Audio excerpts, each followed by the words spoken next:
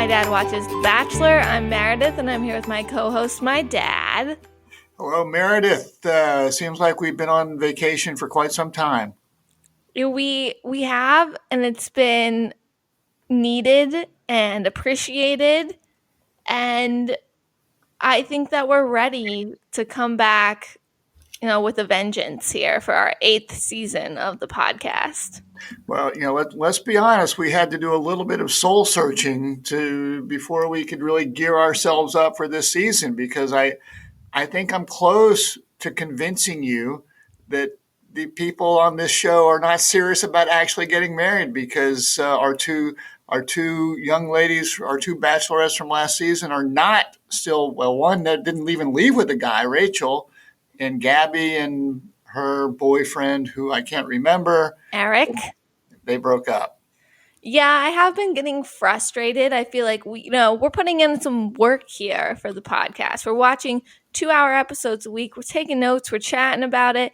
And no one else seems to be taking it seriously here. We're wasting a lot of time for people to be breaking up day one of post-Bachelor life.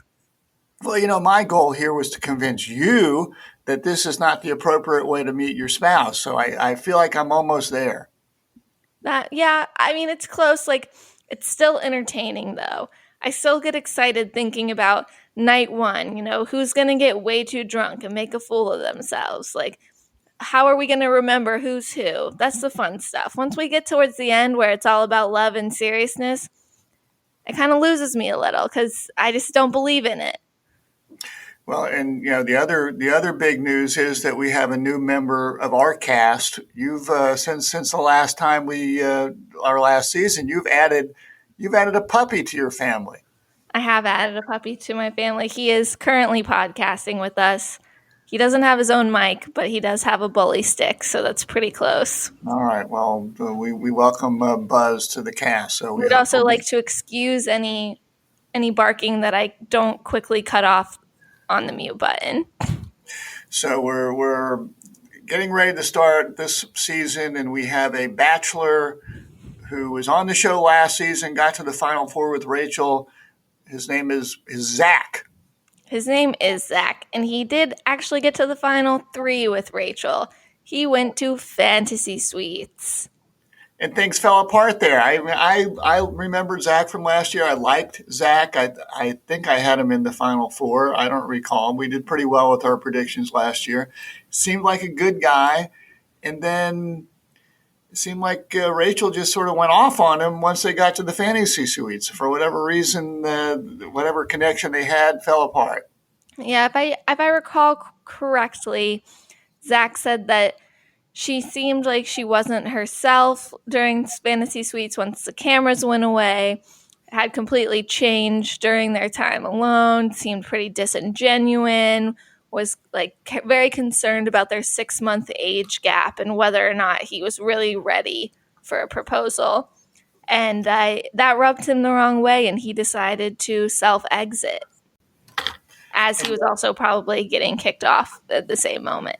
Yeah, he wasn't gonna last either way. So he took the easy way out there. But here he is again.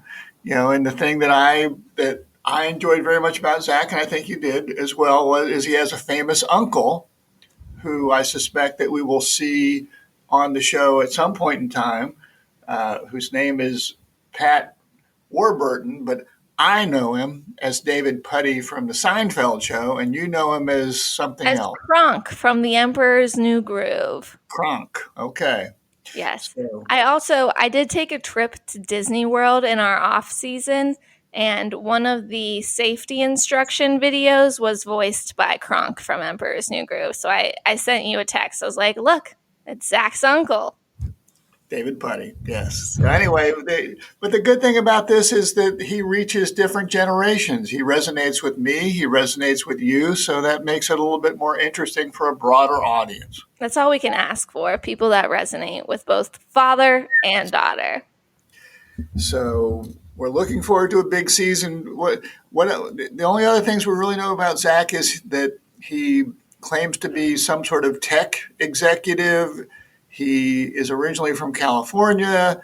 his parents have been married for a long time, and he comes from a very stable household, and he spends part of his time, I think, in Austin, Texas. So he goes back and forth between Texas and California. And he's only 26 years old.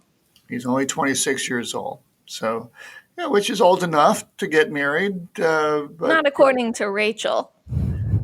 Who was 26 last year during the show? Yes. Okay. And Rachel's not married. Maybe she's smarter than we think. Yeah, she was correct. So what else can we say about Zach at this point in time? I enjoyed Zach, but I'm not sure you did. I thought he was fine. He definitely was not my Bachelor choice coming out of Gabby and Rachel season. I thought Nate would have been a very lovely choice for Bachelor. You know, I liked Jason towards the end. I like Avon a lot.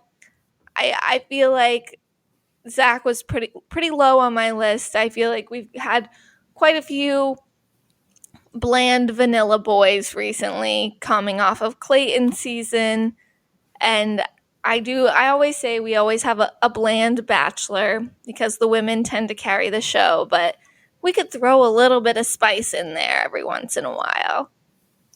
But probably not this season. No, I don't see Zach doing anything spicy.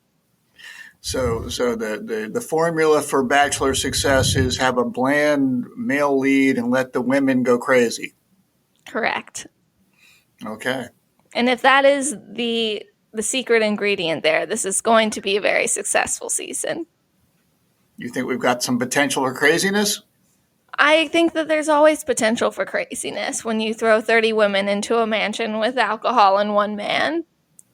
I think that's probably a good observation on your part. All right, well, we don't know a ton about Zach, but we're looking forward to getting to know him better this season. So join us next time as we very kindly judge the women of Zach's season and make our picks. You'll get to hear all of our thoughts from the right perspective and my dad's.